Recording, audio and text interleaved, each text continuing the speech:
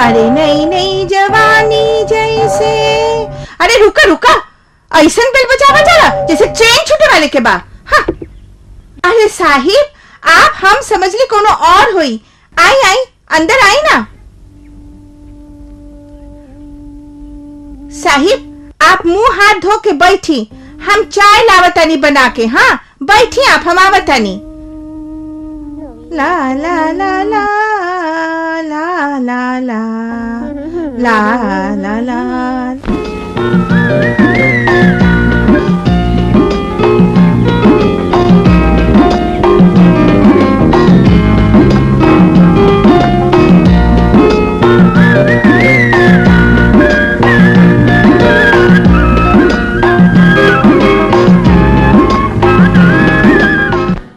साहब,